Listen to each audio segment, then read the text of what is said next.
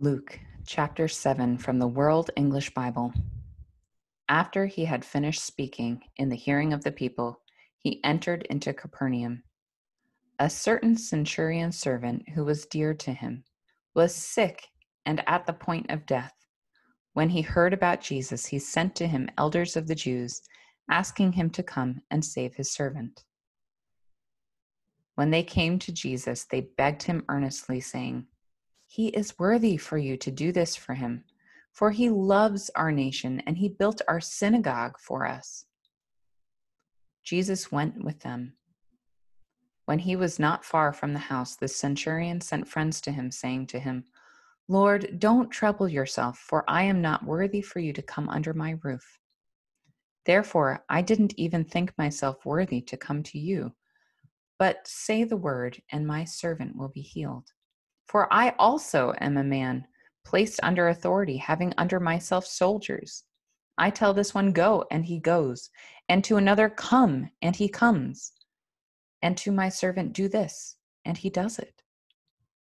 When Jesus heard these things, he marveled at him, and turned and said to the multitude who followed him, "I tell you, I have not found such great faith, no, not in Israel."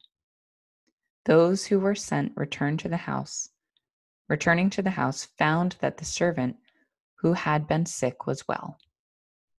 Soon afterwards, he went to a city called Nain. Many of his disciples, along with a great multitude, went with him. Now when he came near to the gate of the city, behold, one who was dead was carried out, the only born son of his mother, and she was a widow. Many people of the city were with her. When the Lord saw her, he had compassion for her and said to her, "Don't cry."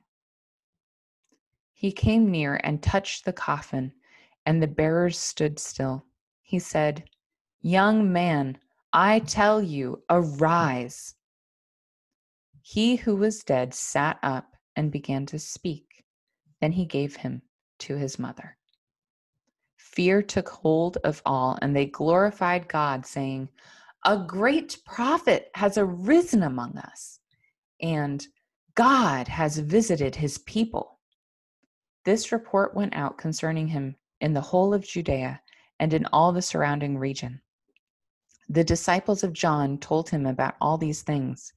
John, calling to himself 2 of his disciples, sent them to Jesus, saying, "Are you the one who is coming, or should we look for another?"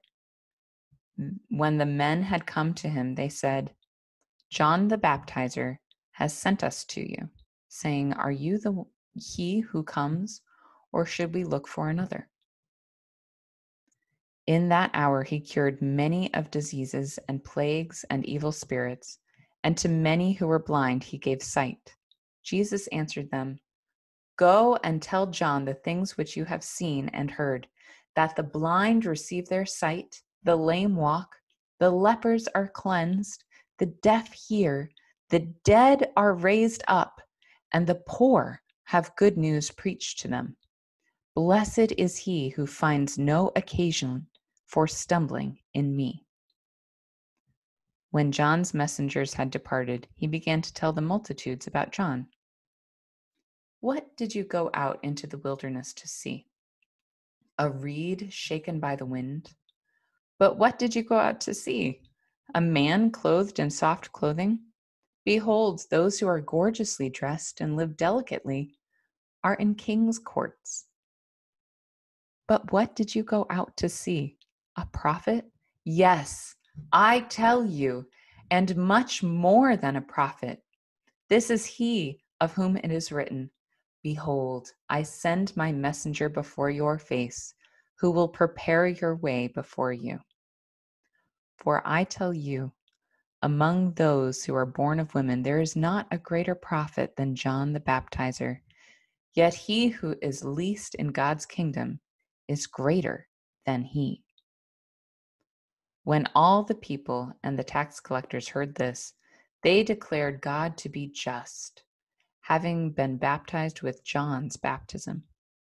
But the Pharisees and the lawyers rejected the counsel of God, not being baptized by him themselves. To what then should I compare the people of this generation? What are they like? They are like children who sit in the marketplace and call to one another, saying, "We piped to you, and you didn't dance. We mourned, and you didn't weep." For John the Baptizer came neither eating bread nor drinking wine, and you say, "He has a demon." The Son of Man has come eating and drinking, and you say, "Behold, a glutton and a drunkard, a friend of tax collectors and sinners." Wisdom is justified by all her children. One of the Pharisees invited him to eat with him. He entered into the Pharisee's house and sat at the table. Behold, a woman in the city who was a sinner, when she knew that he was reclining in the Pharisee's house, brought an alabaster jar of ointment.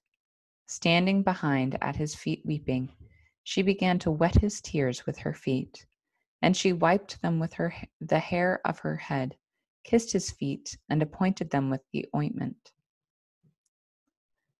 Now when the Pharisee who had invited him saw it, he said to himself, "This man, if he were a prophet, would have perceived who and what kind of woman this is who touches him, that she is a sinner." Jesus answered him, "Simon, I have something to tell you." He said, "Teacher, say on." A certain lender had 2 debtors. The one owed 500 denarii, and the other 50. When they couldn't pay, he forgave them both. Which of them, therefore, will love him most? Simon answered, "He, I suppose, to whom he forgave the most." He said to him, "You have judged correctly." Turning to the woman, he said to Simon, "Do you see this woman? I entered into your house, and you gave me no water for my feet, but she has wet my feet with her tears and wiped them with the hair of her head. You gave me no kiss, but she, since the time I came in, has not ceased to kiss my feet. You didn't anoint my head with oil, but she has anointed my feet with ointment. Therefore, I tell you, her sins, which are many, are forgiven, for she loved much. But one to whom little is forgiven loves little." He said to her, "Your sins are forgiven." Those who sat at the table with him began to say to themselves, "Who is this who even forgives sins?" He said to the woman, "Your faith has saved you. Go in peace."